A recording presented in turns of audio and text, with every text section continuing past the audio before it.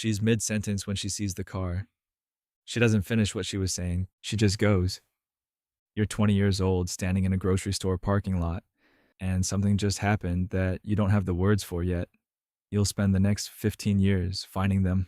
Let's start there. Level 1, $22,000 a year. You stock shelves and work a register at a grocery store. You're 20, you're starting out, you're doing what 20 looks like. Kayla works 2 registers over. She's quick and funny, and she remembers the things you say from one shift to the next. And for 3 months, there has been something between you, not imagined, real. You can feel it in the way she turns toward you when she laughs, the way the shift feels different when she calls out sick. One Friday, you finally ask her if she wants to hang out sometime. She smiles, not a polite one, a real one, and says, "Yeah, for sure, definitely." You carry that smile around for 3 days like it means something solid. The following Saturday, you're both closing together. You're mid laugh about something stupid that happened on Register 4, and you're thinking tonight feels like the night something actually moves forward. And then a car pulls into the lot. Her face changes. It doesn't collapse or light up. It opens. In a way, you realize standing there, you have never actually seen her face open before. Whatever she showed you across 3 months of conversations was warmth. This is something else. This is pull. She says, "Oh, that's my friend." Already walking, you stand in the parking lot holding the end of a sentence she didn't finish. The thing that stays with you, not that night, but Monday morning, when she comes in and is exactly the same with you, friendly and warm and laughing at the same things, is that from her perspective, nothing happened. She didn't experience Saturday as a moment where she made a choice and walked away from something. She experienced a shift ending and a friend arriving. The sentence simply stopped, the way sentences stop when something more interesting walks in. That detail is somehow worse than if she'd been cold, because cold would mean she knew what she was leaving. This means she didn't register there was anything to leave. On the drive home Monday, you land on the question that's going to take you years to answer. What was the difference between you and the guy in that car? That the whole thing was decided before she even reached him. You keep coming back to the same answer. It wasn't about who you were.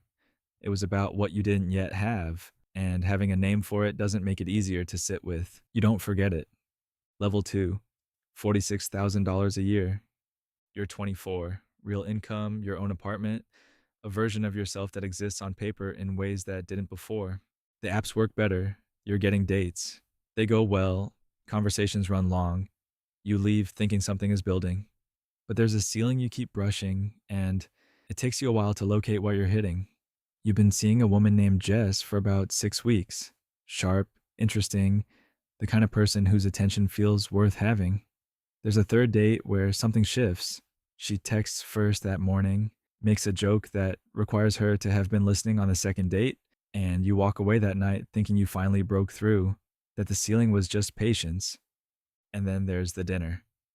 You're mid-conversation when her phone buzzes. She glances at it for half a second. When she looks back up, her eyes take a beat to find you again. Just a beat, less than a second. But in that beat, you feel your exact position in her life with perfect clarity. Between the entree and dessert, she mentions a doctor on one of the apps who sent her a message. Not as a threat, without ceremony, the way you might mention a movie you're considering watching, something on a list of things to sort through later. What stays with you isn't the doctor, it's the casualness. She says it to you without measuring how it lands, which means in this moment you don't register as someone whose feelings require navigation. Your furniture she's speaking freely in front of.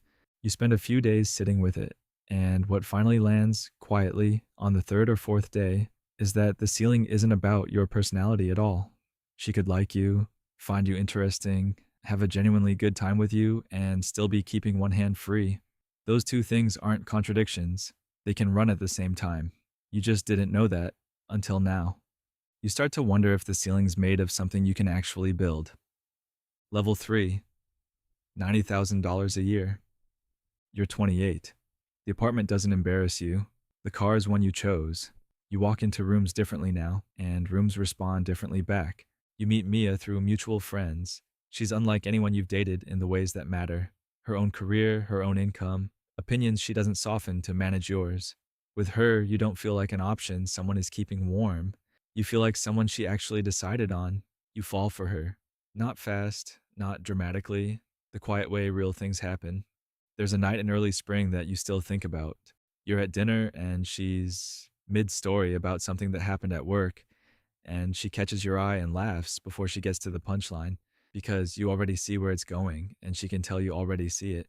And in that moment, you have this specific thought: this is what it's all supposed to be for, not the income or the apartment or the version of yourself that rooms respond to. This, someone who catches your eye and laughs because you already know. You think about that night a lot in November, because in November, a deal you'd spent 3 months building falls apart in a single phone call, and you come home and you tell her, honestly, because you trust her, because you want to be known by someone rather than just observed. She listens. She says the right things. She stays. But you watch her face while she listens, and something in it has shifted. Not cold, the warmth is still there, just pointing somewhere slightly different, like a fire when the wind changes direction. Still burning, just no longer aimed the same way. You bring it up carefully a few weeks later when things are good. She says you're overthinking it. She's always here, she says, and maybe she is. You let it go, but the tally accumulates over months. And what you eventually land on, and it takes a long time because you love her and you don't want it to be true, is that she doesn't know she's doing it. You're certain of that. Whatever shifts in her when you come home, uncertain instead of certain, she can't see it from where she's standing. It's not performance and withdrawal. It's something that moves in her the way a plant turns toward light, without deciding to turn, without knowing there's a direction it's choosing. You love her, and you keep the tally anyway, because you've learned that loving someone and seeing them clearly are not the same thing, and you need both. Level 4, $300,000 a year. You're 32. You didn't become someone else. You became more of whoever you already were. The good parts and the complicated parts both. You're at an event one evening when a woman approaches you. Beautiful, confident, clearly used to being the one approached. And she approaches you, starts the conversation, laughs quickly, leans in. You stand there and feel almost nothing. Not because she isn't compelling, because you can already see the shape of the whole thing too clearly. The ending before the beginning. The thing you spent years believing you wanted has arrived exactly as advertised, and it doesn't feel the way you thought it would. It feels like reading the last page of a book before you've opened it. You develop a habit. You stop telling women what you do until the third or fourth date. Stay vague. Finance, business, something true that doesn't open the door all the way. And you watch. Some of them cool. The interest migrates somewhere else and they make their exits gracefully. You note it and move on without drama. Some stay. Those are the ones you keep talking to. You meet Sophia this way. 6 weeks of dinners where she knows almost nothing about your financial life. She stays. She argues with you. She asks about your childhood. She doesn't perform interest. She just has it. When you finally tell her, she barely reacts. You think, this one is real. But then, one evening at a party with her friends, you catch the moment you wish you hadn't. The way she introduces you, not to you, but to the room. There's a pride in her voice pointed outward, at the reaction she's watching for. That makes you feel for a moment like something she's wearing rather than someone she's with. You watch her friend's eyes widen slightly, and you watch Sophia register that, and something in her expression tells you she knows exactly what she's holding. You leave the party quiet, not angry, not even hurt exactly, just clearer than you wanted to be, and aware that at this level, you can no longer fully separate what people feel for you from what you represent to them. They might not be able to either. Level 5. More than $1 million a year. You're 37. The dinner table. The same scene from the beginning of this story. She's laughing. She takes your hand across the table and she means it. You believe she means it. At some point during the meal, you find yourself trying to remember, specifically, how she came into the picture. Your business partner introduced you. He mentioned what you did beforehand. Casually, just context.